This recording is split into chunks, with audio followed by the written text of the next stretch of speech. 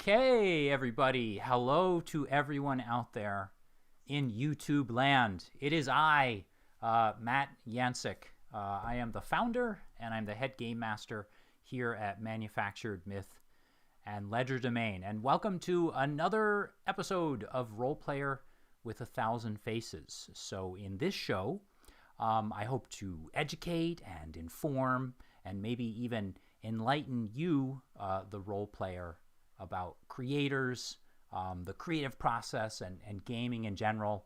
Not through any great knowledge of mine, but through the cool people that agree to come on the show and like Socrates, sprinkle their wisdom from on high. So for the next hour or so, we're super fortunate to have the multi-talented creator Joanna Gaskell, who has made a name for herself as a film and theater actor, a voiceover artist, a writer and producer, director, if there's anything else I've forgotten, working out of Vancouver, British Columbia. So Joanna has distinguished herself not just online in productions like Standard Action, Humans in Households, One Hit Die, and Starlit Citadel reviews, but offline as well in live stage productions such as the Critical Hit Show, which has been running for 9 years now, and January was the 9-year anniversary, and I forgot to get a gift for them. So that is in Vancouver, where she plays Freya, the elf warlock. So she has a cool project coming up soon in the next year in which she plays the lead in a feature film called Who Am I Now? So, Joanna, my soliloquy is over. That was a lot. How are you? Thank you for agreeing to talk to me. How are you as a person, as an actor? How are you doing? As a person, well, I mean, I feel like you weren't expecting that, were you? Yeah, no, nobody has. I mean, no, it's a tough time. I mean, I think everybody's having a tough time right now. I feel like 2021 started with this amazing feeling of new stuff and new beginnings, and now we're sort of realizing that it feels kind of the same as last year. So just dealing with things like being a creator in isolation is hard. We're all of us, we're trying our best to make stuff, to stay sane, to keep expressing ourselves during a pandemic. So it's I'm doing fine in that I could be doing much worse. I am healthy. I am in my home, and I have not been evicted, and I nobody that is close to me is sick, and that's great. So yeah, generally speaking, I'm doing good. That is good. I just heard someone sort of say earlier today, when they were asked how they were doing, they said they were doing COVID well. And I thought, oh, okay, that's actually, that's actually pretty high up as far as how things are going. Well, again, thanks so much for coming on. Can you, I mean, I guess I could tell people a little bit more about you, but I thought it might be cool for you to tell us about you. So you have a background in theater, film, and in the whole production world, and as well as gaming. Can you tell us a little bit about how those two things kind of intersect for you? Sure. Well, I mean, so when I moved to Vancouver, when I finished my acting training, and then I moved back to Vancouver because I did my training overseas. Decided on Vancouver because it was a real film center. And then when I got here, it was right at the middle of the recession. It was like 2008, 2009. Mm-hmm. And the film industry was still kicking, but it definitely wasn't as vibrant as it had been. And as a white woman with brown hair arriving in the city between the ages of 25 and 30, there was a million of me, and I really couldn't distinguish myself. I couldn't get an agent, all this kind of stuff. And so I decided with my producing partner at the time, we decided to just make some stuff on our own. And he was kind of getting tired of producing and writing stuff, so he said to me, "Why don't you produce something?" And We were gaming pretty regularly at the time. So we had like a once a week game, and a lot of the stories and the characters that came out of those games, as any gamer knows, can be kind of inspiring in the moment. And you're like, could I write a story with this? Could I make something with this? So I ended up writing Standard Action, which was the web series that started in 2010 and then ran for five years, 3 seasons over 5 years.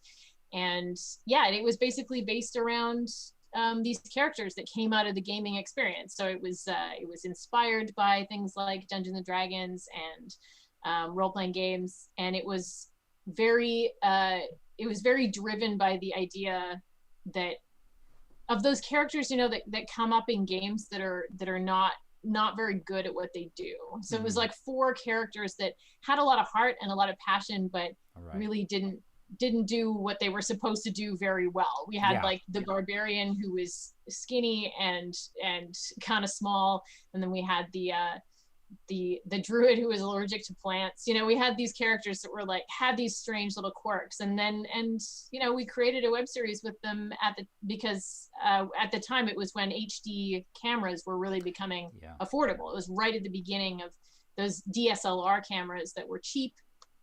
So we got a couple of those and filmed it, and it became quite successful, and it sort of hit all the film festivals and went to the conventions. And so I was acting in it.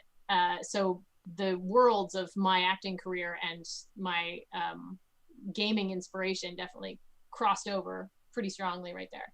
But that's kind of an early on time when gaming was first kind of going online. Was there a feeling like, oh my God, why am I doing this? No one's going to watch. No one's going to care. No one's going to, because it seems to me it's kind of a risk of the effort and all of that. But what kind of fueled you and made you think, you know what, I'm going to do this? Because it did go on for a really long time, and it's like quality stuff, like from watching. Thank you. Yeah. No, I think what drove me particularly was I just wanted to act, and I couldn't get work in Vancouver because it was slow. And I was auditioning, but I didn't get to do the stuff that I really wanted to do at that time. It was quite early on in my career. So I wrote it for me. I wrote it so that I could play, and so that I could be that barbarian character that I could never see myself being cast as. I wanted to do that. Right. And there was always the idea that no one's going to watch this. This was right at the beginning of web series in general, actually. So there weren't that many web series at all. It was right at the beginning of when people were starting to create content online.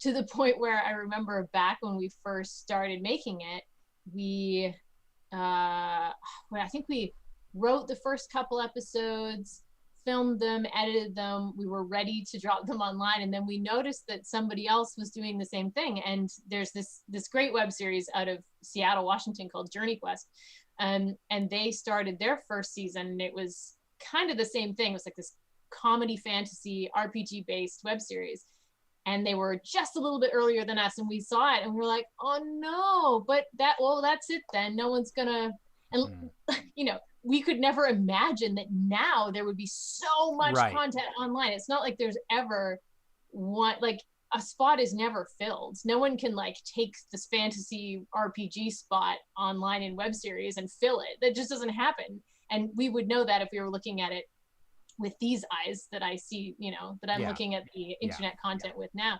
But back then, we were really concerned. We're like, oh, well, let's just, we've done it. We've filmed it. Let's drop it, see what happens. And fortunately, it only took about, 4 or 5 episodes or so for people to really enjoy it and start giving us really positive feedback, which was definitely sort of the drive to keep it going, was that realizing that people were watching, realizing that we were having fun.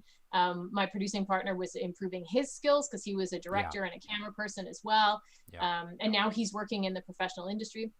So it's like, it was cultivating our own skills as well as just having a really good time and meeting amazing people. Like we met some fantastic up and coming actors and creators and artists and costume designers and makeup artists and all these people who were, we couldn't pay them very much. So they weren't all that big then, but now they've really developed their skills, and it's really cool to look at those people and be like, nah, I worked with her back, Right. you know, 10 years ago, when she would work for $100 a day. So, Yeah, or a sandwich, which is how we used to do it, like in film school. It was like funded by my father's, any money that my father would give to me to film my thesis project. Like dad, you know, paid for someone's sandwich, and they were like, yeah, you'll buy me lunch. Yeah, that's great. And I just have to stand here and act. So I totally get that. And it's funny though that you mentioned like,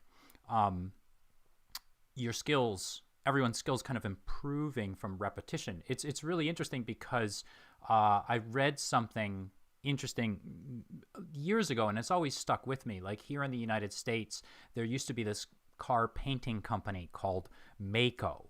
And it was like they painted cars for $99, and they'll paint any car for $99.95. That was like their slogan. And you'd think that you would get a terrible paint job from that. And while it wasn't anything artistic, the thing that, you know what, I probably read this in a Malcolm Gladwell book or something, but the thing that people failed to sort of take into account was the fact that they would do 20 cars a day, and anybody doing 20 cars a day, no matter what, painting that is going to get better.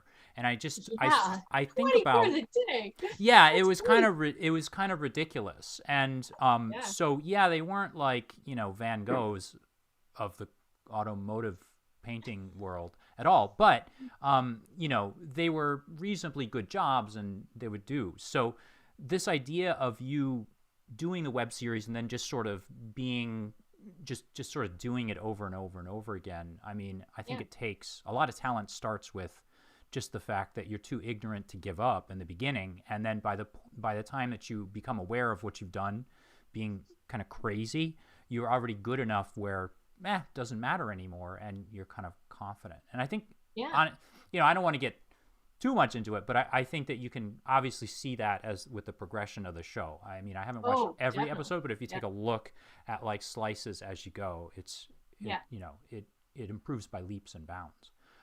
For sure. I mean, our production value is remarkably better in season 3, and that wasn't just because we could get better equipment because more equipment was available, but it was also because we were just better at what we were doing.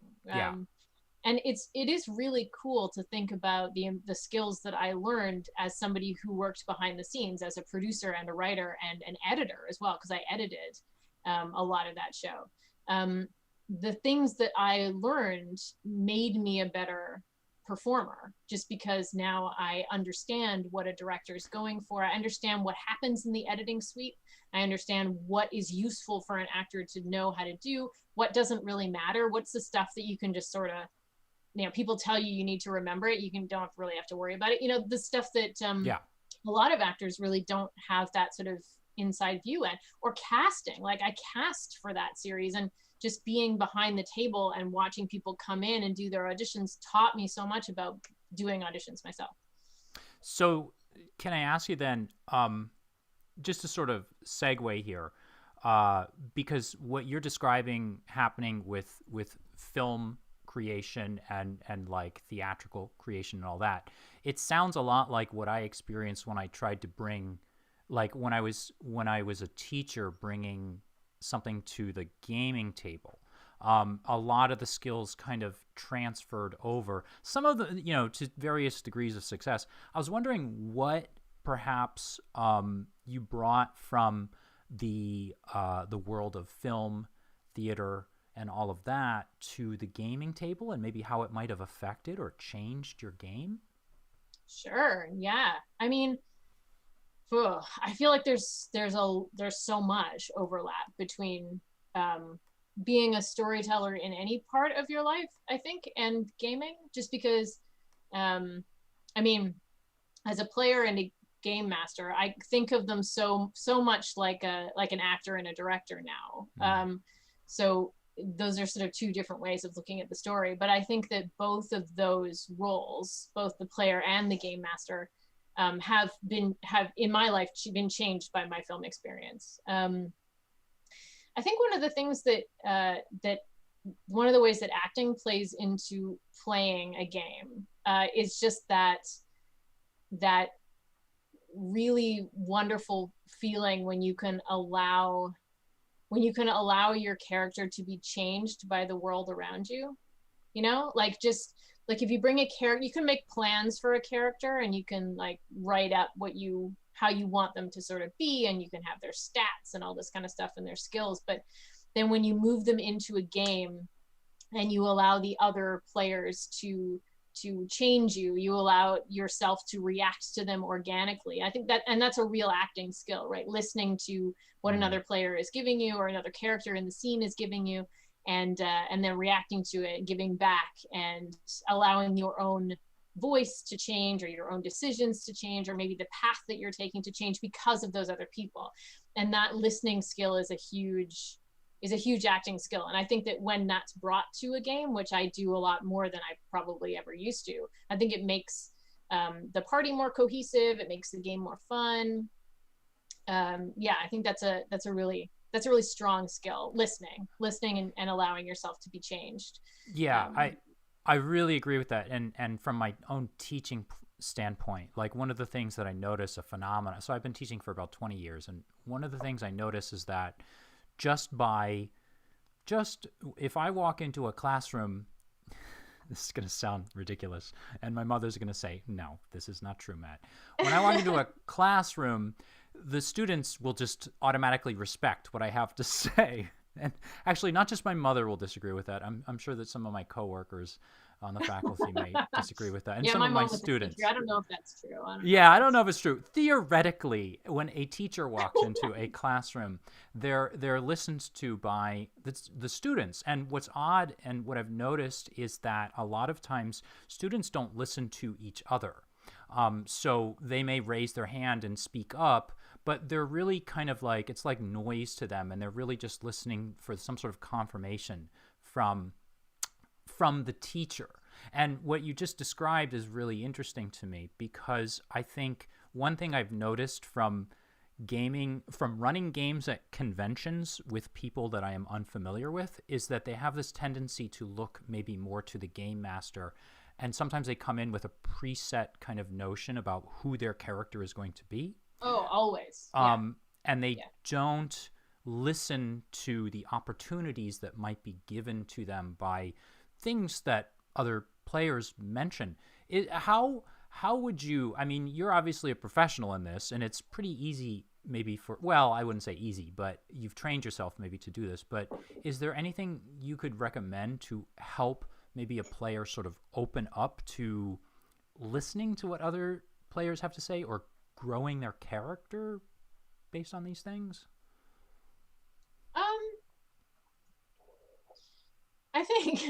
I think what mostly helps, I think the thing that causes people to do what you say is like come in with this really fixed idea and not allow themselves, like, try and stick to it and try and sort of have these blinkers on and not allow themselves to listen.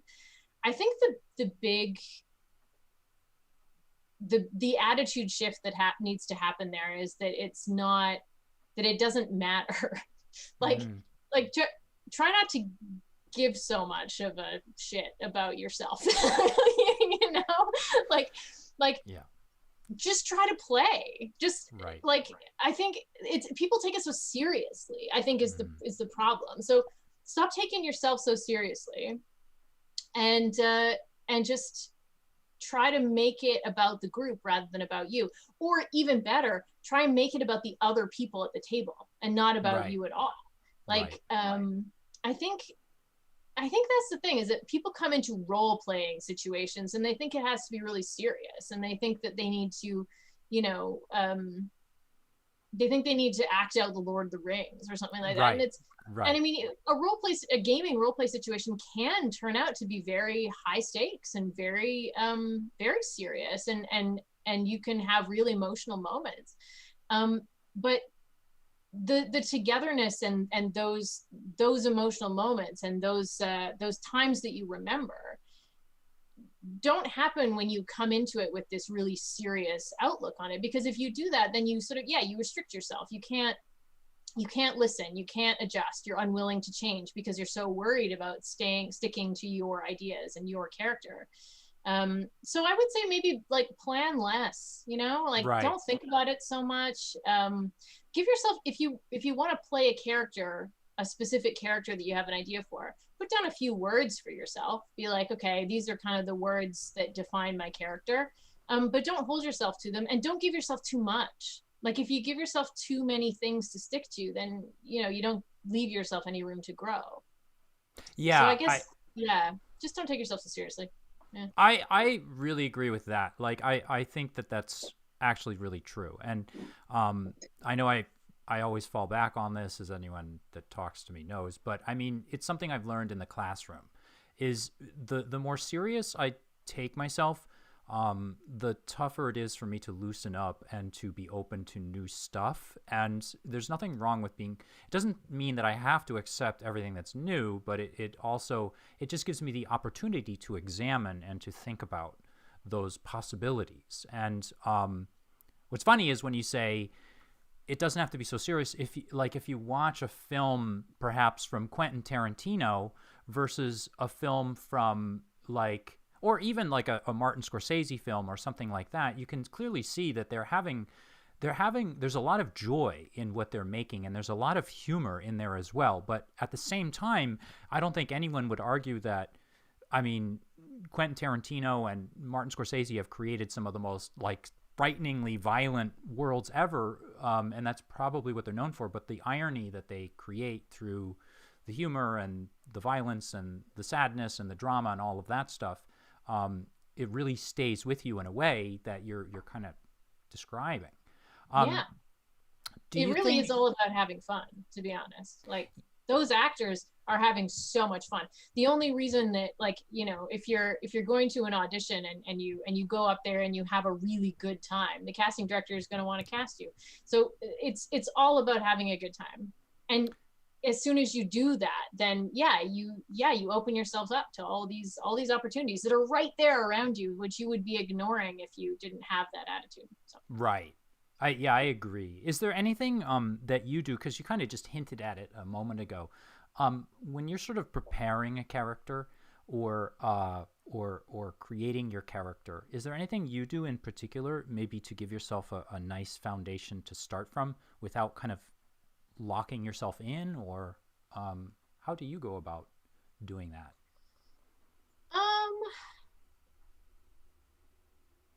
It's usually I'll try to come up with sort of one idea that makes me excited. So like one idea that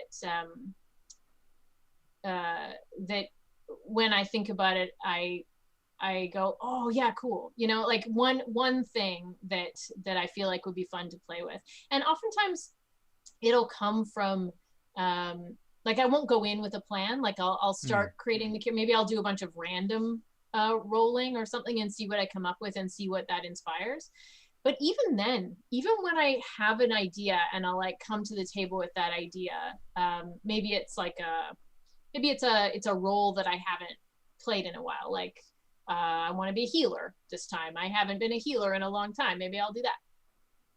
Even when I come to the table just as open idea as that, oftentimes just the first 20 minutes or something will define for me what my character is going to be like. So sometimes I'll sit down without even really knowing what it's going to be, and I'll have a certain mood that day, or a certain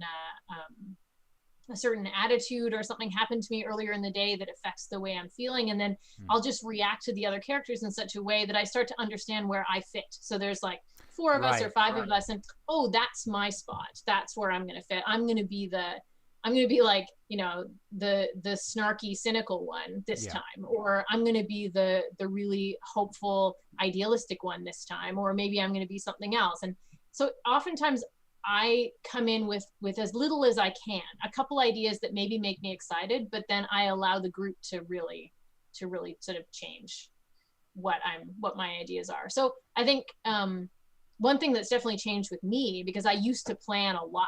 I used to write huge backstories. I used to which is still sometimes fun to write a huge backstory. But I used to plan a lot more, and now I plan less, and I find that less planning makes me have a better time. It might not be true of everybody, but for me, I have more fun when I plan less. Yeah, I have a tendency to, now I'm kind of getting more into a game mastering side of it, but I have this tendency, I write up a zillion things. And what's funny is, to be honest, I end up I don't literally throw them away, but I just totally throw them away. Like, as soon as the plan hits the players, I'm like, oh my God, I should have said it was 3 castles instead of 7. And it was, like the blue Lord of Darkness instead of the red Lord of Darkness or whatever.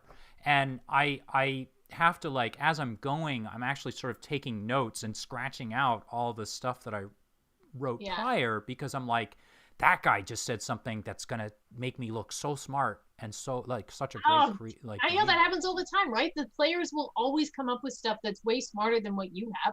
Yes. So you just go with it. It's great. I love that. I love letting the players inspire the game.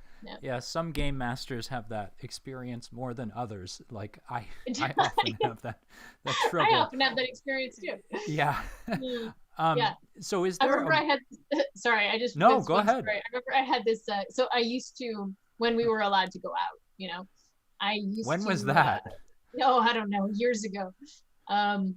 I used to run games at the Storm Crow, which is a restaurant in town, a restaurant bar. There's one called the Tavern and there's one called the Ale House. And I used to run D&D games there. And it would just be people I didn't know. So 4 people would book a game master for a session, 3-hour session. And I had this one situation where, so the story is that the adventuring party was tracking.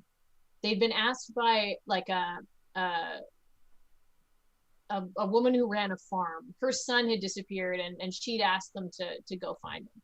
And they'd found out that he'd taken a boat to an island, and he disappeared 2 weeks ago. And so they found out which island he was going to, and they rented their own boat, and they went out to the islands, and they pulled their boat up on the islands.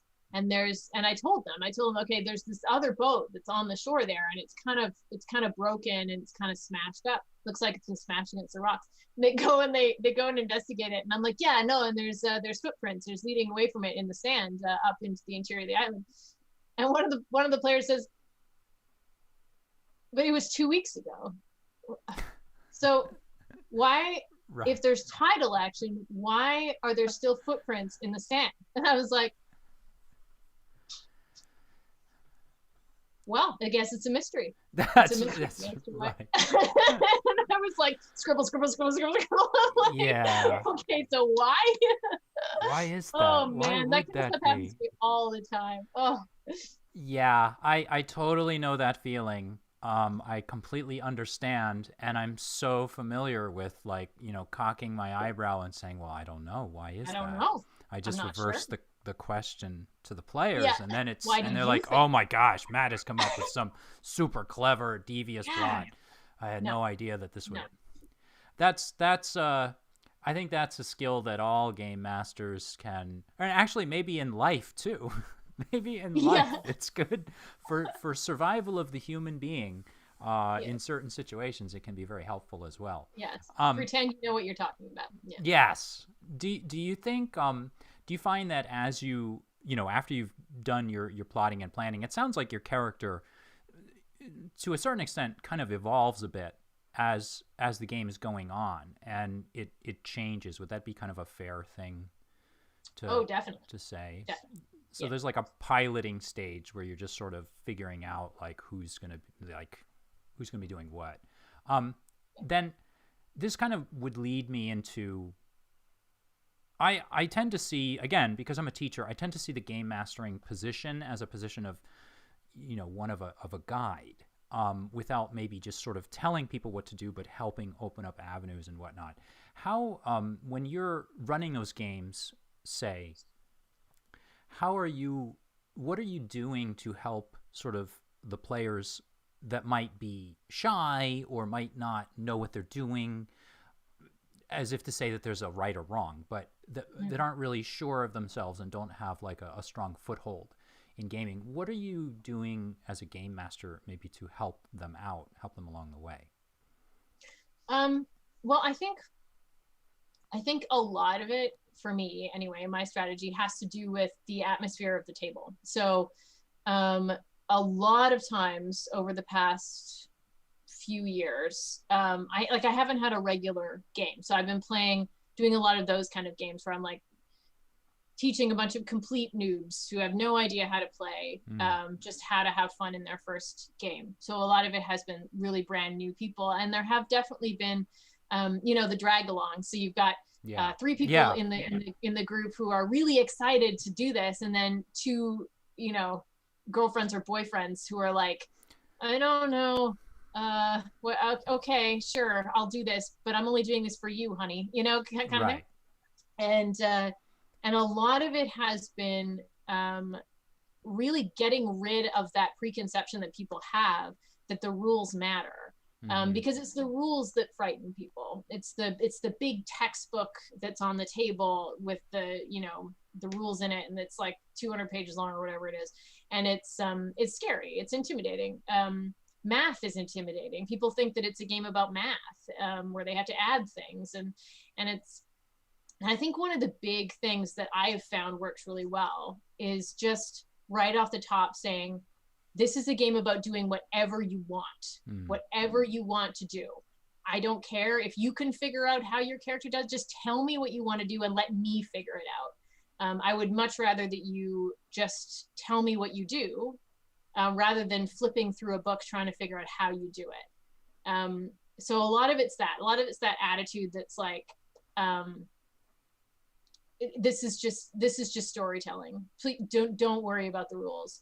I always say off the top of my games that I am much more concerned about telling the story than I am about following the rules. So if we get to a situation where you want to do something amazing and I can't even figure out how you're going to do it, then we're just going to make something up, because I'm not going to get lost in the book, and I'm not going to look it up, because that's going to slow the story down, and this is about telling the story. So that's a big one, just sort of like off the top, trying to eliminate that preconception that this is about following the rules, because it really isn't at all. There's a lot of games that are sort of coming up right now, like Quest RPG, that are really taking the rules away, like really making it as open as possible, skimming down the rules as much as possible, so that so it's really about the storytelling, and it's really about the DM making a call, which I like. The other thing that I tend to try to do in games is just make sure that nobody's being left out. So there'll usually be a couple of players that are really excited, and that's really awesome, and they're sort of driving the story, and they're making the decisions, and they're asking, they're finding the person to talk to, they're investigating, all this kind of stuff, and they're having a really good time.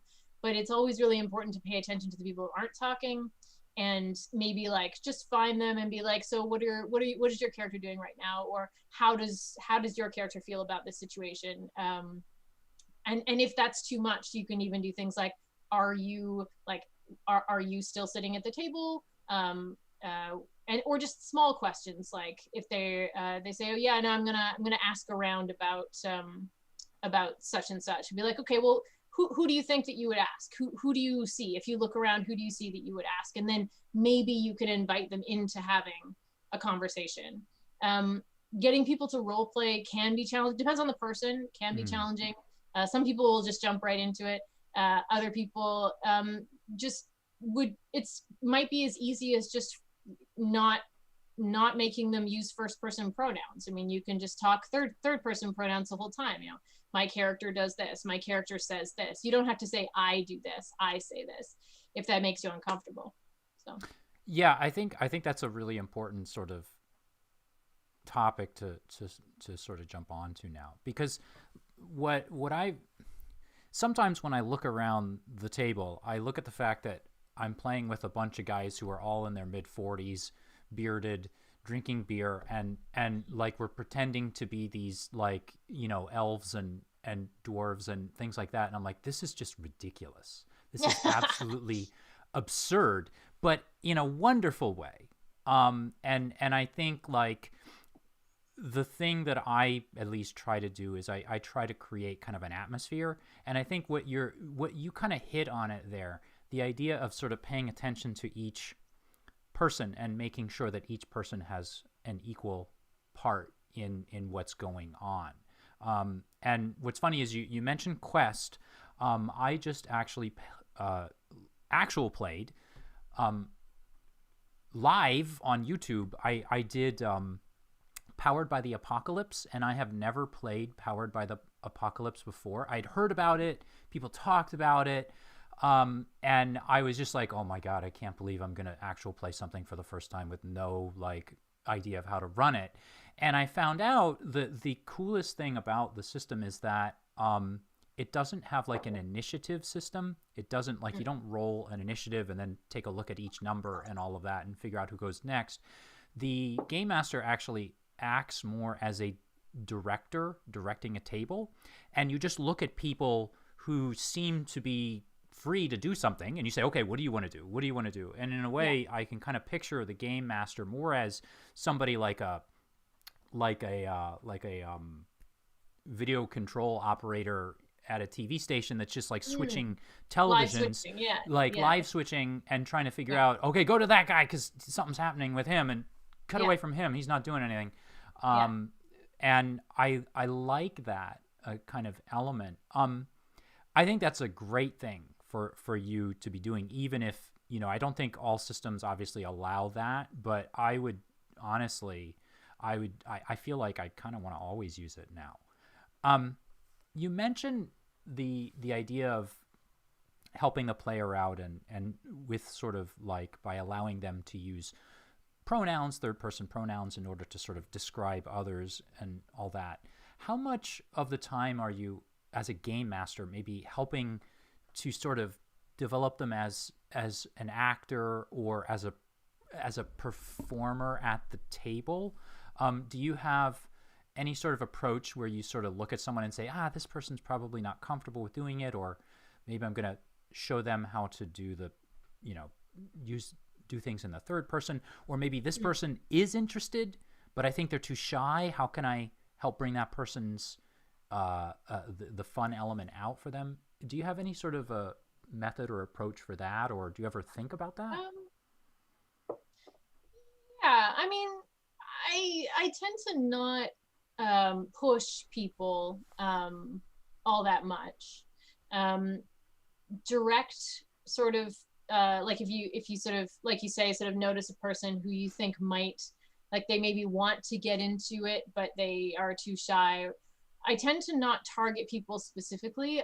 What I will do sometimes is I'll take the person who, like, the person who is into it, the person who is on board 100% into role playing.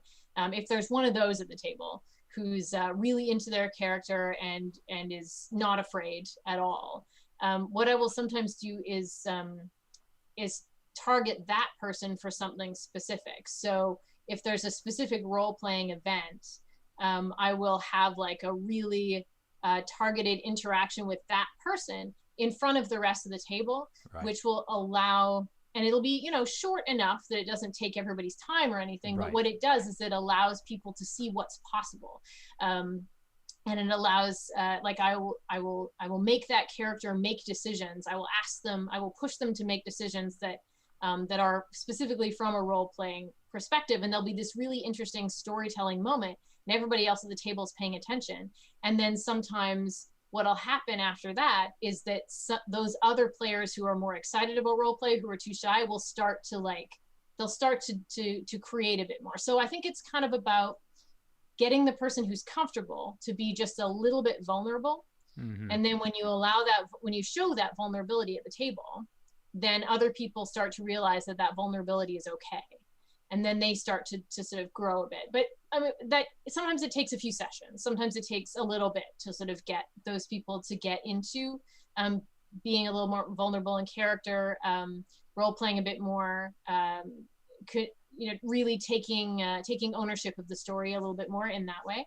So I tend to do it in sort of a roundabout sort of third person way, sort of like showing what can be done and then allowing them to come forward if they want to. I try not to pull people beyond where they're comfortable too fast, because I find that sometimes will backfire.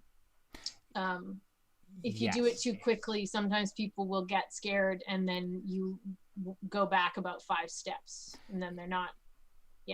Yeah, I really think bringing people along at their own speed is, I mean, that's, again, this is not just, say, a game mastering skill or a teaching skill or maybe an acting skill, but I think this is more of it's also kind of a life skill, is just sort of learning to sort of diagnose the people around you at the table and figure out how best to approach and how best to help them have an enjoyable game. Yeah. Sometimes it's also about talking to people afterwards too. And even just that few moments after the game's over and just being like, hey, how was that? Did you have a good time? Was that fun? And you can usually get a real read off of them if they're like, yeah, that was great, or yeah, this is good, you know, and you kind of like, okay, and then you sort of start to feel for who it worked for and who it didn't work for, and so that's kind of like a structural sort of idea here, is like how you're sort of balancing the table and participation and helping people.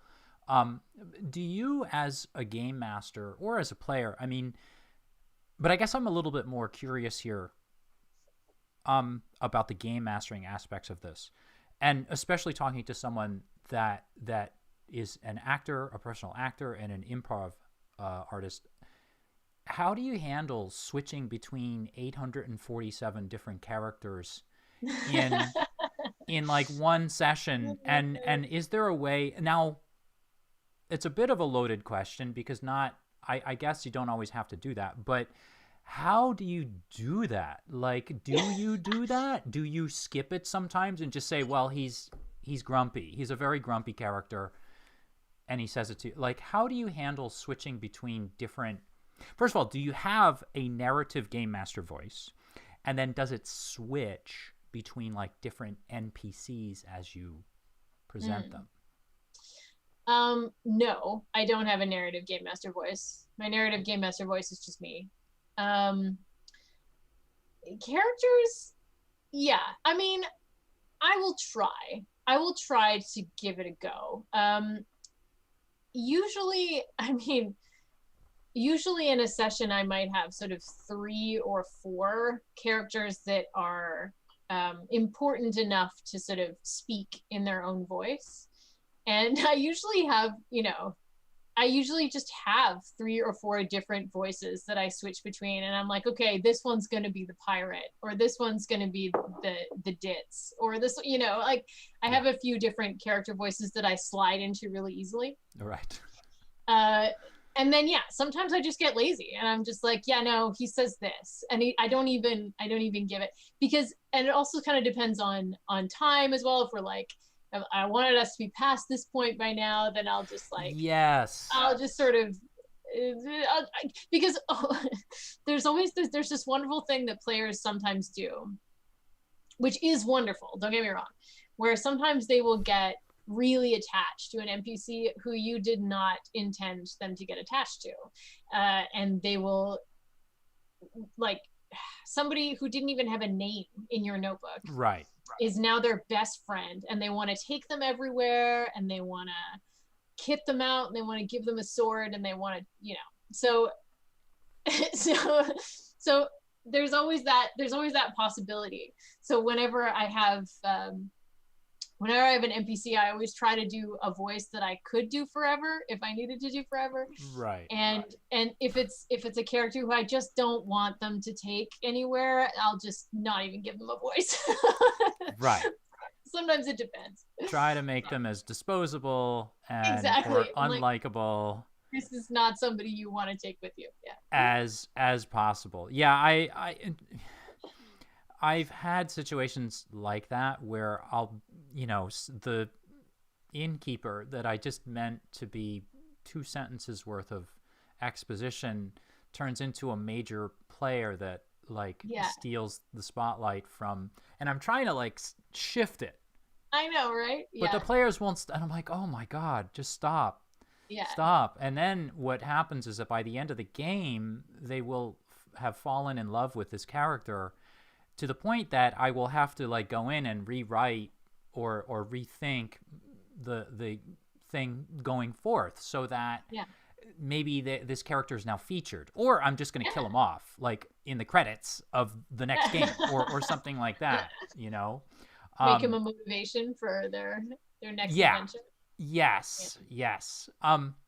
So with kind of like with that, I guess in mind, do you ever have, so now kind of taking the idea of the game mastering side and the player side, do you ever have like any styles that kind of don't mesh, or perhaps like friction that arises from different approaches to playing? Like one person that's always saying, oh my gosh, you got to narrate in character more, or another person that's saying like, oh, you're acting too much, or you're acting out, or you're, does that ever...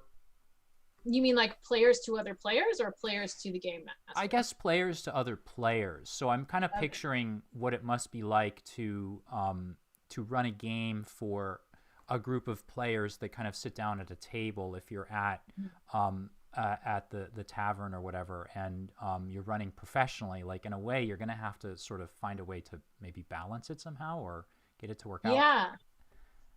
Yeah. I mean,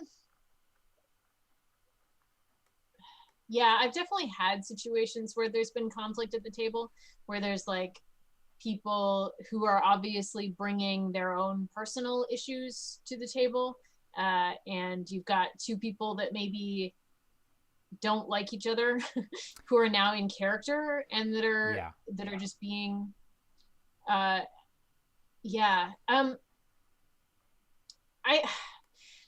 I mean, at the beginning of every game, especially with a group of strangers, only with a group of strangers, I wouldn't have to do this with my friends, but only with like a group of strangers at the beginning of the game, I always have to do the, hey, I have to say this at the beginning of every game, you know, please no harassment at the table. If there is any harassment at the table, rocks will fall and everyone will die, because I can do that because I'm the game master. So I try and make it light, but it does, when I say that at the beginning, it does set me up to be in a position where I can be like, hey, let's move over to this, like let's not talk about that anymore and let's talk over here. So I can try to single people out and let them know that they're being disruptive if there's somebody who's being aggressive. I haven't had to do that very often. There's been a couple times where I've just been like, where I've just sort of had to shut people down. And then, you know, usually the rest of the table is thankful that I've done it, so we can sort of move on to something else. And usually people don't sort of let it linger in the space, which is good. There's also definitely been sort of conflicts in just sort of, like you say, player style. So maybe there's a couple of people at the table who are real min-maxers who they just want to roll dice. That's all they want to do. They just don't want to role play at all. They just want to fight. And then you've got other people who are kind of being left behind a little bit because they want to role play and they want to storytell, and they're making decisions in character rather than making decisions based on what would work best on the dice. And I try to reward those people. Like when you've got a combat situation where you've got two people who are just being really good at combat and they're just kicking butt and rolling dice and having a good time. And then you've got people who don't really know how to do that and who are kind of trying to approach the situation in a character way. I try to find ways to reward that behavior in combat, whether that means just giving them some sort of benefit or allowing them an extra minor action in some certain situation, or giving them a bonus to their next thing because what they did was so cool. So I try to do that to sort of bring them into the game. And then also I'll just make sure to have a balance between role play events and combat events within a game if I've got players that like both things. It can be challenging. I'm definitely more of a role player than a combat heavy. Exactly player. What I was going to ask. And so now I just have to toss out my questions. Sorry. I'm no longer hosting this. Why don't you just host and answer your own questions? I just talk so much. I'm sorry, I do. I talk. No, that led right into what I was gonna say, because my Mhm. problem is, and I, don't tell my players even though they already know, is that I'm definitely more of a role play guy than a combat guy. And one You're an thing English teacher, of course you are. I know, right? You could just give me a microphone. I don't even need you at the other end of the interview right now. I don't need any No, person. I could just no, talk to a blank just talk, screen for an hour right? and somehow make it at least work for me. You'd have But a really good time. Yeah, yes, that's right. I please myself, and that's what's most important. it's true. Um, I was going to say that my strength, I think, is the narrative aspects, and my weakness that I've been trying to work on is like the combat. And I've been trying to improve my combat to make it more likable for me, and therefore I assume theoretically likable for my players. If you've just told me that you're more of a narrative person than maybe a combat person, is there anything then that you think you need to work on as a player, or I mean as a game master? And how do you, as like a professional actor that holds these standards that are like, okay, I gotta, I'm performing in film, giving a really polished performance at the theater, I've got to bring all my energy to this. How do you work on maybe improving your game mastering skills, or how do you Well, what do you? yeah, one of the things that, yeah, I mean, I feel like, especially when you're dealing with higher level games, I have always found it challenging. I've always found combats challenging, Hmm. just because just because they don't they get boring to Yeah. me when they get high level, and there's just a bunch of it's just a bunch of rolling dice and reading sheets, and I get bored.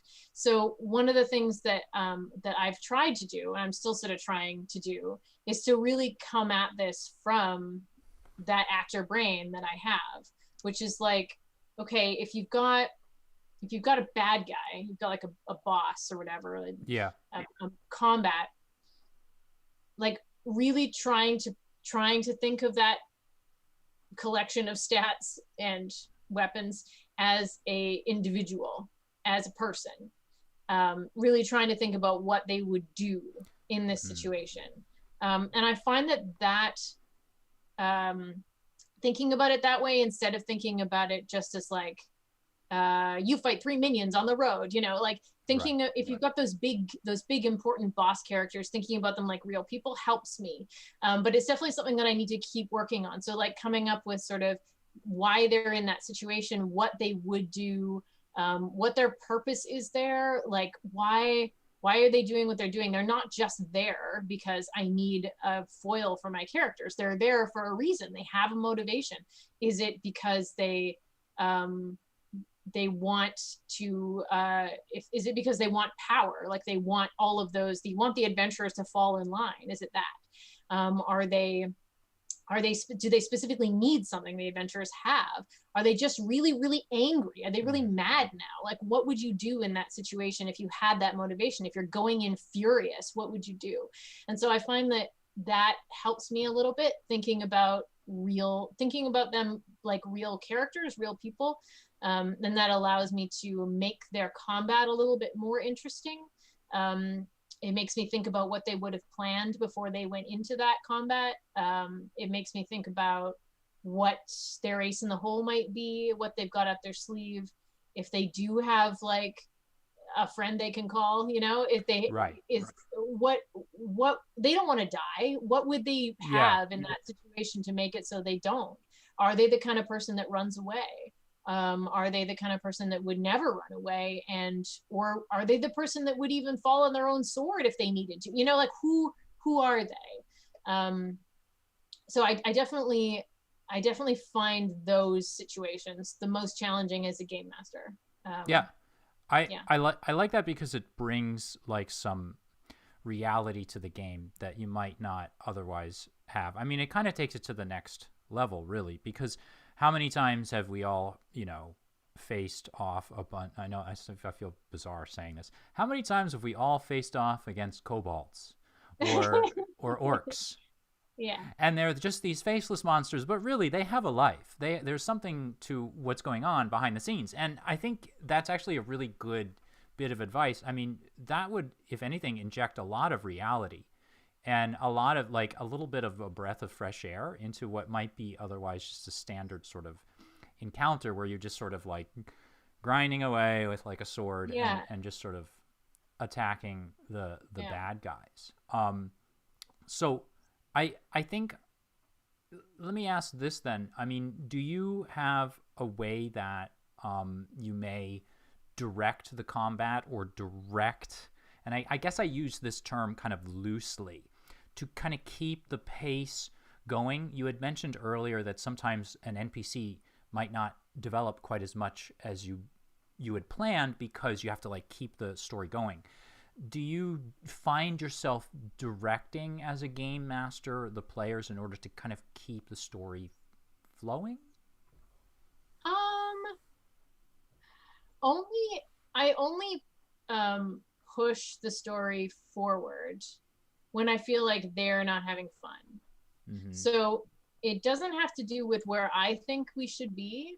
I will often change the game entirely depending on you know, where the characters go, or if they decide that they want to talk to somebody different, or if they're having a really good time in one particular area, I wouldn't want to push them onto the other area just because they're supposed to be moving on at this point. So the only time when I try to like snap things up a bit is when I feel like I'm losing them, you know, when I feel like they're maybe one player is, maybe they're not making decisions. Maybe one player is dragging their feet. Maybe for whatever reason, the energy is lagging. So I always try to keep the energy up. So in a situation like that, yeah, sometimes I will. Sometimes I'll even like, if they were supposed to go, like if they're planning on going to, you know, investigate more about a certain thing and they're not getting there and they're not doing, like they're just, you know, for whatever reason, the energy's dropped and they're not doing it. Sometimes I'll just like bring that person to them. I'll just bring them into the situation and have somebody run in and tell them something, or find a way to sort of jumpstart the energy.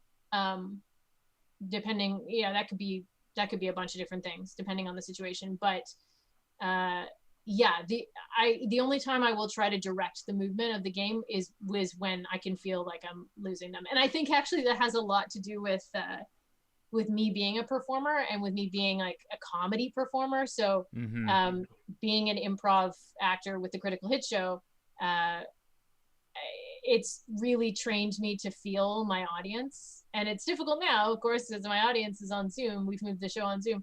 But to really feel when you're losing them, and then just push the story forward in a particular way. So whenever I GM a game, I always find that the energy is usually really high the entire time because it's me trying to like keep everybody interested, keep everybody moving.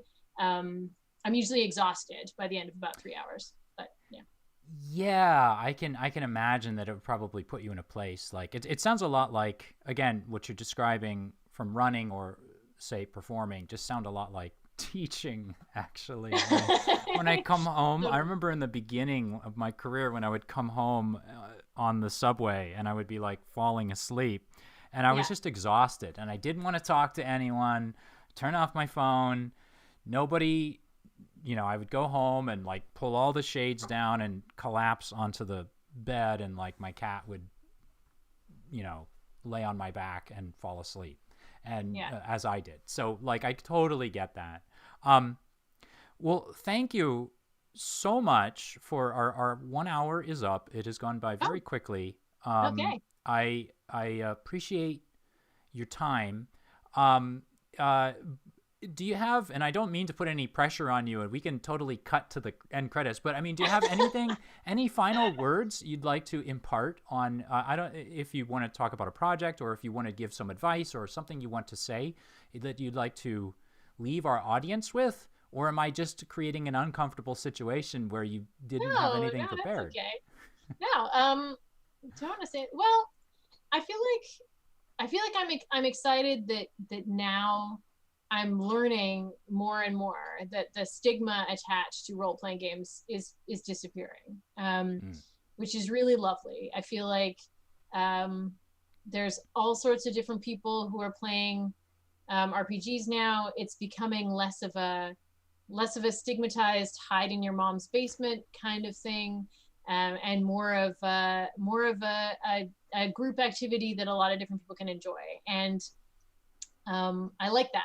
I feel like that's really good. I feel like that role playing games are like, there's, like I say, there's so much crossover between that and the other things that I do in my life. I feel like RPGs are a way to teach people empathy, to teach people how to be vulnerable with other people.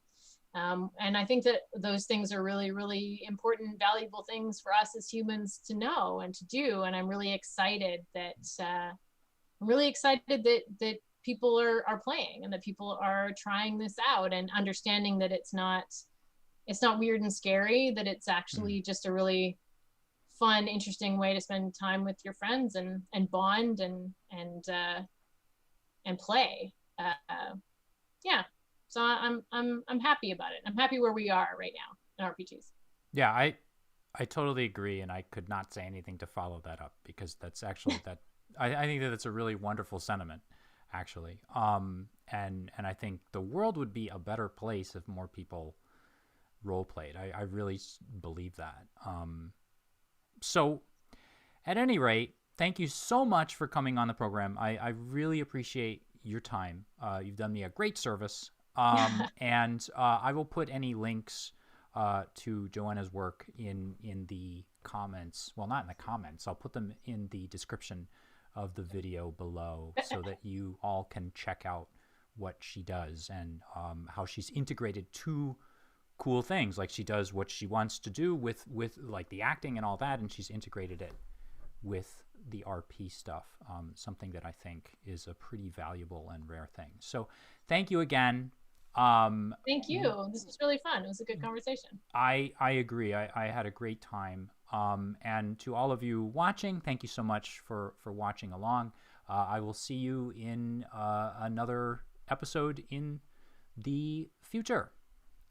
Take care, everyone.